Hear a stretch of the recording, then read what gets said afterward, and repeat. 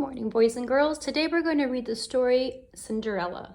It's a fairy tale. It's translated and illustrated by Marsha Brown, and it received the Caldecott Medal. I'm going to give you bonus points if you're able to research and tell me what the Caldecott Medal is for.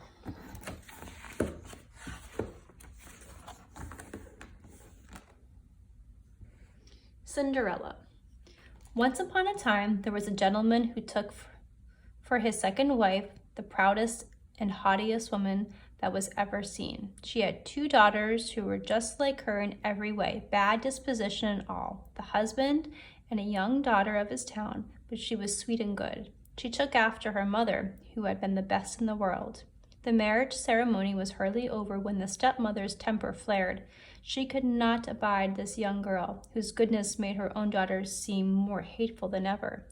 She gave her the vilest household tasks. It was Cinderella who scoured the pots and scrubbed the stairs, Cinderella who polished the bedchamber of Madame, and also those of her daughters.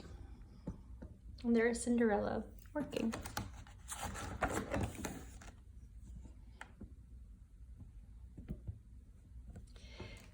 Cinderella slept on a wretched straw pallet in a miserable garret away up in the top of the house. Her sisters lay in beds of the latest fashion in fine chambers with inlaid floors and great mirrors in which they could admire themselves from the tops of their silly heads to the bottoms of their feet. The poor girl put up with everything. She dared not complain, even to her father. She would only have scolded her because, alas, he was tied hand and foot to his wife's apron strings. When her work was done, Cinderella would creep to the chimney corner and sit there in the ashes, earning for herself the nickname Cinderseat. But her young stepsister, who was not quite so rude as the elder, gave her the name Cinderella, and Cinderella she was. In spite of her rags about her, Cinderella was 100 times more beautiful than her sisters, for all their fine clothes. Now it happened that the king's son was to give a ball. He invited everyone who was anyone, including our 2 young misses, for they were cut quite a figure in the land.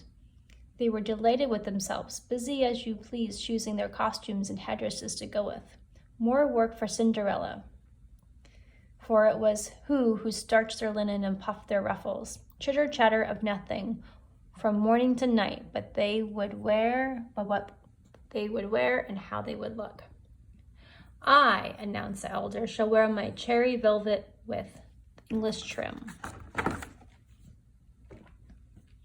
As for me, said the younger, I have nothing but my usual petticoat to make up for that. I shall wear my cloak of flowered gold and my diamond circlet, which is not to be sneezed at either. They sent for the hairdresser to pile their curls into 2 horns. None but the best beauty patches would do. They called in Cinderella to ask her advice, for she had very good taste in the matters. Cinderella gave them the best advice in the world and even offered to dress their hair, which of course was what they really wanted in the first place. While she was working over them, they would say to her, Cinderella, now you wouldn't just like to go to the ball. Oh, you are making fun of me. A ball is not for such as I. You are right, Cinderseat. At a ball? How? People would laugh, and they laughed themselves at the very thought. Someone else would have made nests of their heads, but not Cinderella. She was good. She dressed them perfectly. The 2 sisters were in such a twitter of excitement that for 2 days they hardly took time to eat. They strained and snapped a dozen corset strings, pulling them too tight in order to shrink their waists. All day long they paraded in front of the looking-glass.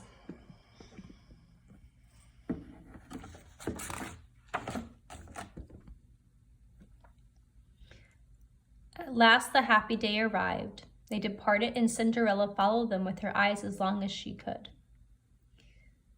When she could no longer make them out, she began to cry. It was all in tears that her godmother found her. Why? What is the matter, my child? I wish. Cinderella was so choked with tears that she could not get her words out. Now Cinderella's godmother was really a fairy. She said to her, You wish to go to the ball, is it not so? Oh, yes, sighed Cinderella. I wonder what's going to happen next, and if anything magical happened to Cinderella. And I'm really happy to know that Cinderella was so nice despite her stepsisters being so mean and always using integrity and doing the right thing. It's a really lovely attribute that Cinderella has. She's very caring.